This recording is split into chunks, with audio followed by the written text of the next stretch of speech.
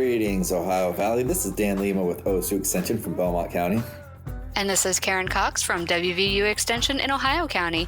Thanks for tuning in to Extension Calling, your source for research-based information for the farm, garden, and home.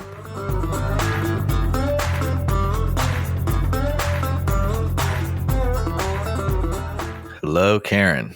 Hey, Dan. Taxes are behind us, and the world is ahead of us. You know what else is ahead of us? Lawn mowing. Yeah. And lots of it. Yeah, and hopefully it's not too wet to be lawn mowing. This is true. We've been pretty wet. Very, very wet. And, last week we did talk about flooding and, it's still wet outside and not the ideal situation for mowing, but sometimes you got to do what you have to do, unfortunately, and you have to get things done. Yeah, all this rain has definitely made our lawn grow faster. So It's tough. there comes a point where you kind of have to, otherwise you're going to start harvesting hay instead of mowing a lawn. Yeah, exactly. Not too many of us are full-time home maintainers, right?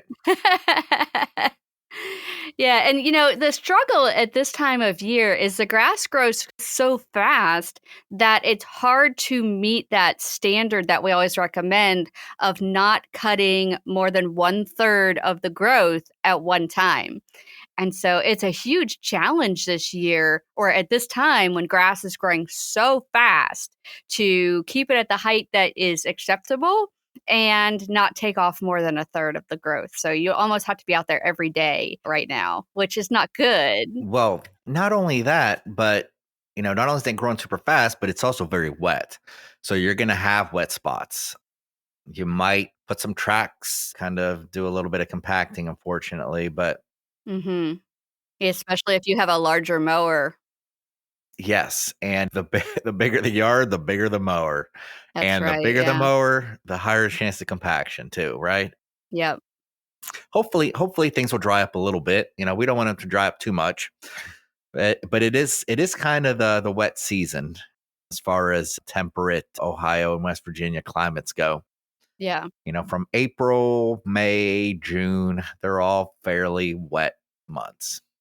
Yeah. And one of the benefits for that is that now's a great time to seed your new lawn, right? So if you had to do some repairs to your lawn over the winter, or you had some loss of grasses for whatever reason, now's a great time of year to put out some grass seed, and the rainfall hopefully will keep it watered on a regular enough basis that you don't have to irrigate.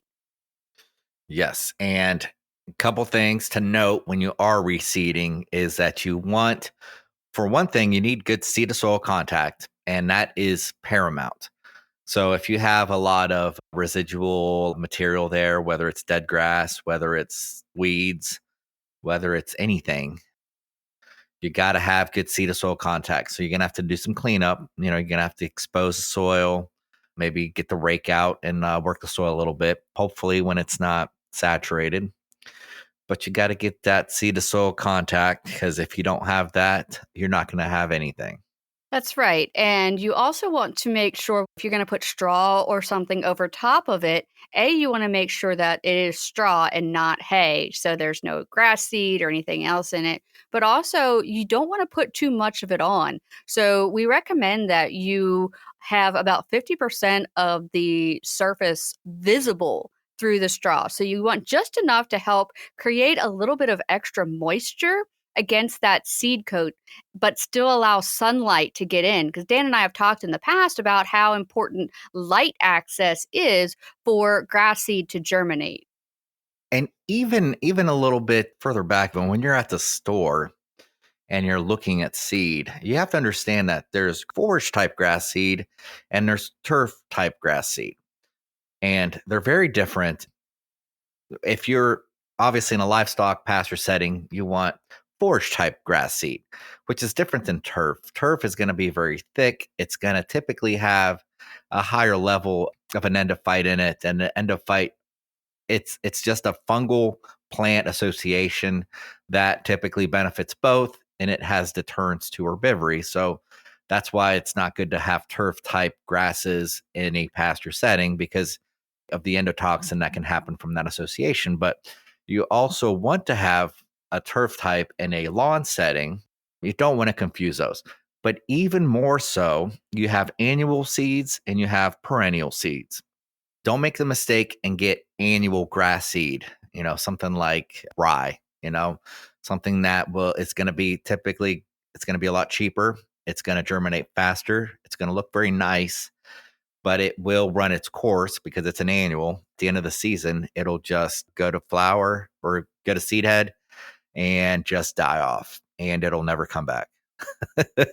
So just make sure that if you want a lawn, you're looking at turf type grasses, and you also want to make sure you're getting perennial grasses as well. That way it'll keep coming back and it's what you're wanting there. Otherwise, you're just going to spend a little less money up front, but probably more money in the long run.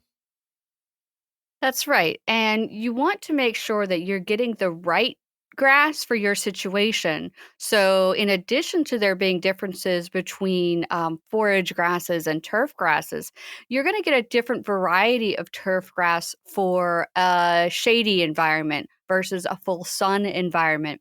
If you have a sandier soil, or let's say you're in the warmer section of our listening area, you want to have a grass that's more tolerant of that. You can think about whether or not you want low maintenance grass, something that's very tight and forms a very thick lawn, but maybe is brown longer when it's cold. Or do you want it to remain green all year, but maybe have a little bit more of a weed competition going on? You want to think about the end goal. What do you want your lawn to be used for? What kind of work do you want to put into your lawn? And how much sun or shade do you have? Things like that. Yeah, and typically when you do buy grass seed, you're going to get a mixture of a few different species.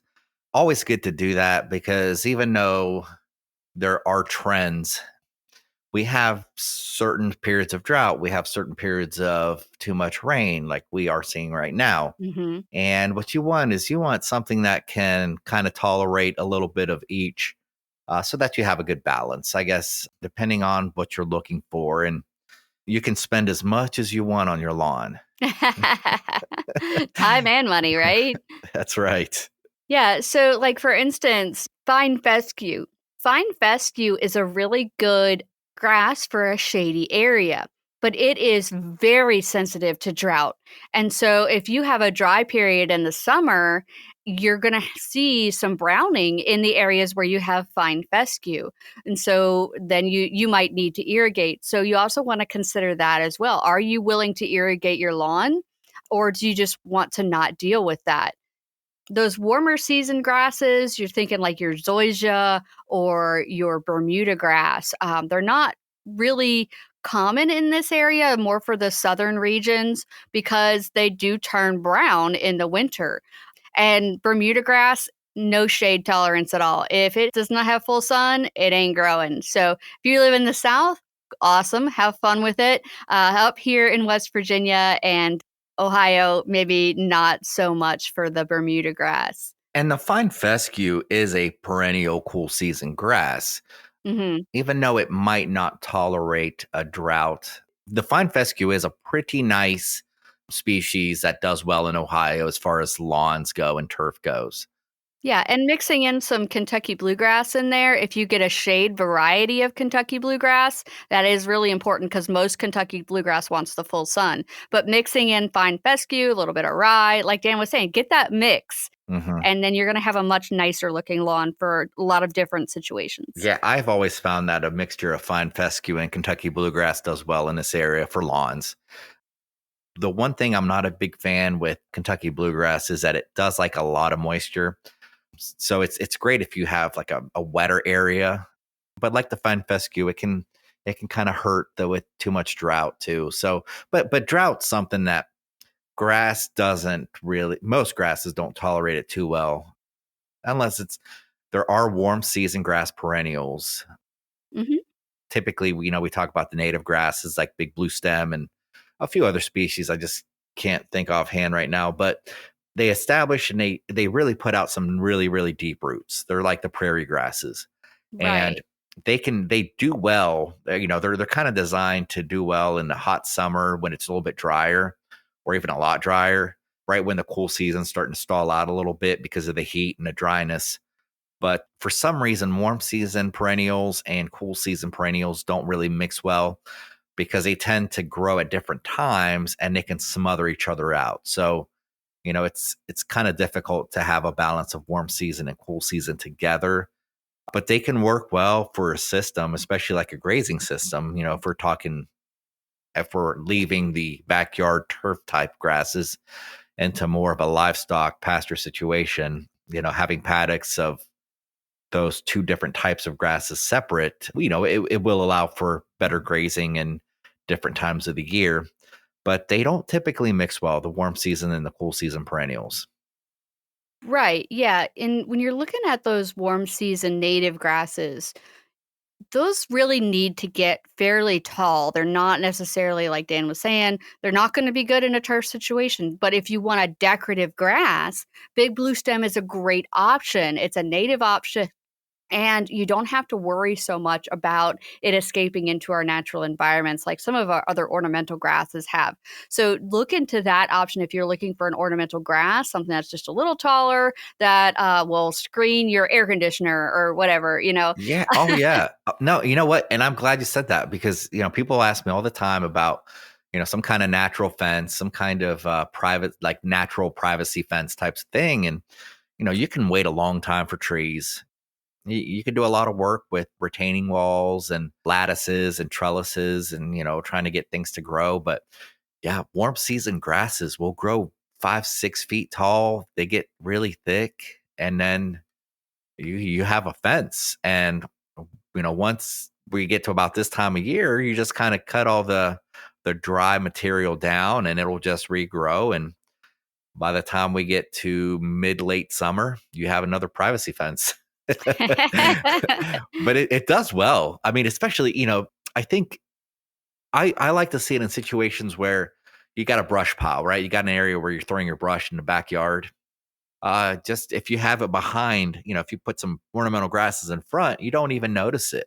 Mhm. And it's just a great place to compost things. And yeah, it's honestly one of the easiest ways to get like a privacy natural fence.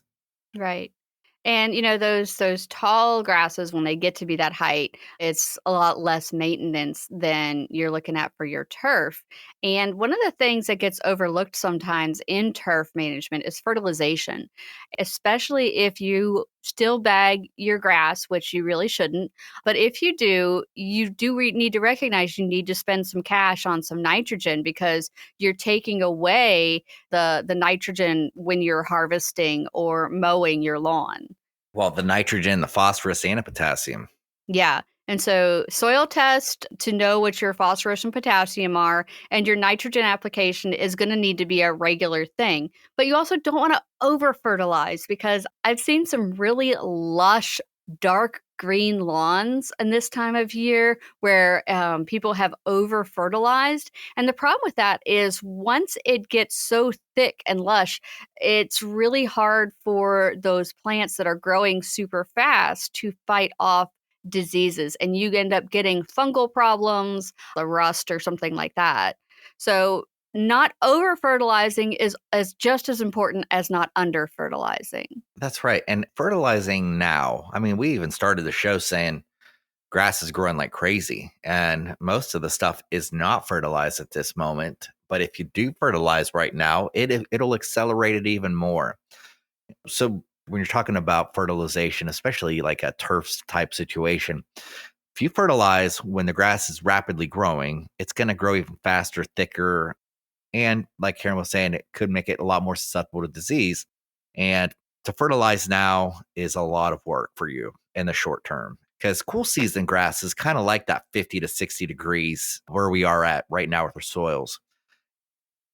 You're going to get most out of your fertilizer kind of late in the summer, and to fertilize later, that's when things start slowing down anyway. You're kind of past the seed head stage. and if you're, in a cool season grass situation. But that's when you're going to get a nice green color. It's not going to grow excessively fast. And I think as far as aesthetics go, that's a nicer time to fertilize and get a nicer looking grass kind of towards the end of the season, late in the summer, or early fall. So if you're going to pick one time to fertilize, that's it. But if you're going to pick a few times to fertilize, I would say go heavier late summer than you would in early spring. Yeah, and I would agree with that as long as you have the proper irrigation or rainfall to help activate that fertilizer and get it moving through the soil column. But if we go back to those areas where we've just planted new seeds, one of the things I want to make sure we talk about is mowing or not mowing those new seedlings until they can get a good root system established. If you start mowing them to keep them at the 3-inch height and you go out there and mow them before they're really established because the rest of your lawn is high, then unfortunately you can actually damage those little seedlings and they won't be able to get that good root system and you may actually kill them. So you want to let those new seedlings reach about 4 inches in height. That way you know they have a nice, good, strong root system. Because remember, as you're mowing, you are not only removing the top tissue, but you're also stunting the root growth because the plant only has so much energy to allocate. And so it is going to push that energy back into leaf production because it's hungry, right? And that's how plants eat.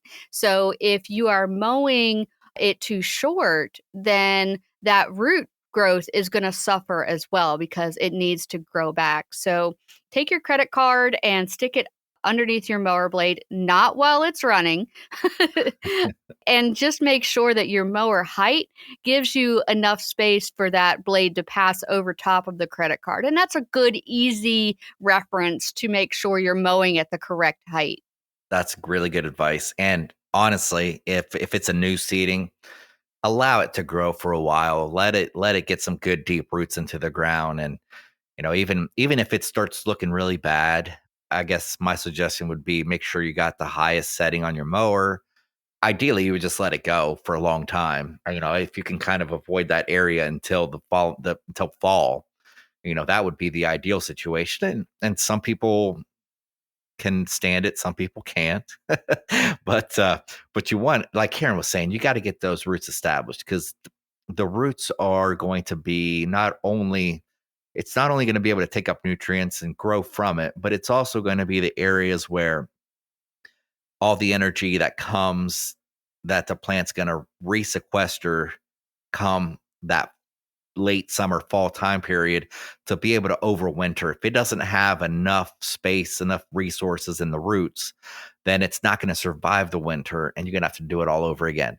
And on top of that, you're going to have to battle some weeds too. So yeah, let that grass establish nice and good. Let it get tall, let it get thick before you start shaping it. And I would even suggest, even for the first year of establishment, to kind of mow it at a much higher setting than everything else that you're used to.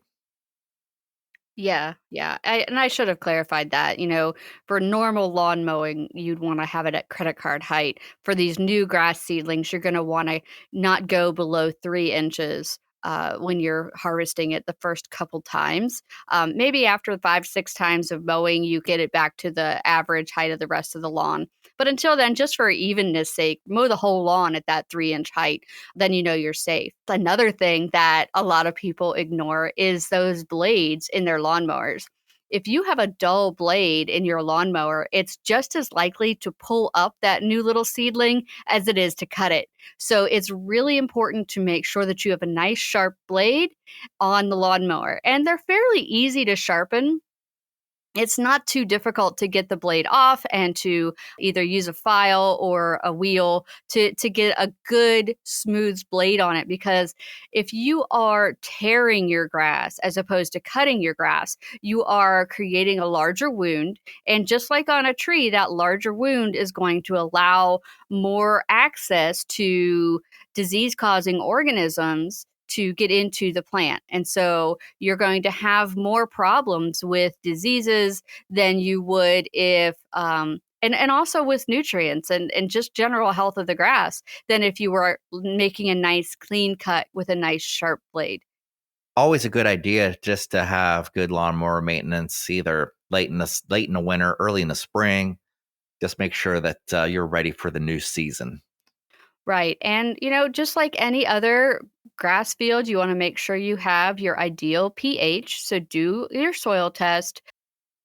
Yeah, and people will ask me, "What's the best time to soil test?" And most people would kind of say, towards the end of the harvest season, so late fall, early winter. But there's really not a bad time to take a soil test. There's the best time, but there's not a bad time. And I never recommend to lime and to fertilize at the same time. But if you got the time and you got the spreader, it's not going to hurt anything to lime now, so you wouldn't have to do it later. But ideally, liming in the fall is what you want, because then it gives it time to overwinter, and that overwintering just means that it'll just have more time to actually neutralize the acidic soil, and the grass will kind of start off on a really good foot. But I mean, unless you're doing them both at the same time, it's you could do one or the other is what I would say, but not both together. When we're talking about lawn health, another thing to consider is different things that make your lawn look unhealthy. So, Dan had mentioned earlier making sure you get perennial grass as opposed to annual grass. If you happen to get annual bluegrass, then you'll note that it dies back every summer. And so that's not a disease, that's just the fact that you got an annual instead of a perennial. Now, another thing a lot of people have a problem with is spots created by dog urine. And it's pretty potent stuff, especially females, just because they don't tend to mark as many places, so they don't spread it out like a male dog does. One of the things you can do if you have this problem is to just take a watering can out with you when you go out with your dog and rinse some of that excess nitrogen out of that area so that way it doesn't kill the plants as much. Right. And that's especially a big problem if you don't have a dog. Now, that would be an especially big nuisance if you don't have a Yeah, dog. another thing you can do is just make sure if it's drier out that you are irrigating because it's going to have a greater impact on that dry soil.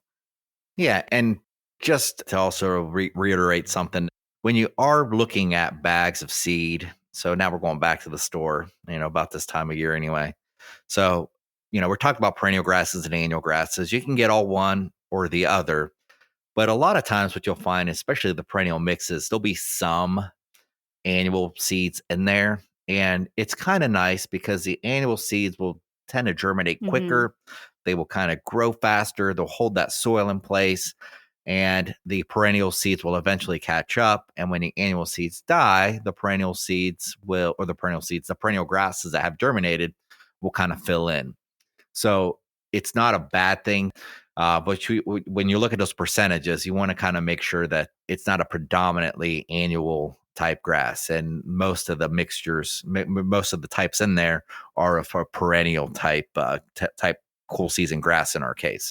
Right. And we do always recommend getting certified seed because that's going to reduce the likelihood of you getting a whole bunch of weed seed in with your grass seed. But you may still have some weed issues. And one of the most common weed issues we get calls about this time of year is crabgrass. Crabgrass actually we'll probably get more calls later in the summer when it's really growing and causing a problem, but it's germinating soon. So even now, it may be a little late for pre-emergent herbicide applications simply because we got warm weather really fast this year. The forsythias are almost done blooming, and usually we say to add your pre-emergent herbicides about the time that the forsythias are in full bloom. So you may still be able to get some control. It just may not be as thorough had you applied your pre-emergent herbicide last week. That's right. Yeah, we are kind of in that window, but it is a little warmer than usual. And last I looked at the soil temperature this past week, it was around 55 degrees in most places. You'll find even you're not going to get things really started as far as a garden goes until it's 60. But I mean, it's a little warmer than usual. So like Karen was saying, now's the time to do that. But here's your caution. If you're going to put any kind of pre-emergent down, don't expect any seeds to germinate. So if you're trying to reseed something, Yeah. I mean, it's, we laugh about it, but it can happen. You're just kind of thinking one step at a time. And I'm going to get it all done this weekend. yeah, so you put your pre-emergent down and maybe you over applied it in areas that are a little bare. And when you do that, all that expensive seed you bought will not germinate either. And that's just the way pre-emergence works. So be cautious of, make a plan, right? Just make a plan. If you're putting down pre-emergent, don't expect to seed that. But most pre-emergents, I would say you have 3 or 4 months until they're kind of deactivated for the most part. So pre-emergent will keep any new seeding from germinate as well. So be cautious. Yes, that's a very good point. I'm glad you said that. Like we were saying, we're in April. Start making those plans, those gardens, the lawns, anywhere you want to seed. Plan nothing. Get busy. Go, go, go. Well, yeah, I'm saying, like, you have to, that's just one example that you plan things out, and there are ideal times to make a plan, which is typically the year before, but there's not a bad time to make a plan either. This is true. This is true. Let's be optimistic. It's not too late to start anything, unless you're starting to seed after pre-emergent. Then it's too late. So I do want to say one thing before we are totally out of time, and that is, I got to make this plug. Be careful with your tree roots. If your tree roots are growing up into your lawn and causing a problem, adding more soil is not the answer. The answer is to aerate your lawn in the fall so that there's more oxygen down in the soil. Odds are, if the tree roots are growing into the yard and being lumpy and whatnot, then your soil is severely compacted or it's been eroded. So you want to try to figure out what the problem is and address the problem, not just address the symptom. So those tree roots up out of the soil are a symptom of a bigger problem. Once you address that problem, then you can maybe add a little bit of extra soil, a little bit at a time, slowly over a few years, raise that soil level so that more feeder roots can grow into it and you're not suffocating your tree. And keep those weed eaters and lawnmowers away from the bark of the trunk. Thanks for listening to Extension Calling. This show is a collaboration between OSU Belmont County Extension Educator Dan Lima and WVU Ohio County Extension Agent Karen Cox. If you'd like a transcript of this show, contact us at the office. Also, let us know if you enjoy the show by ranking us on your podcast app.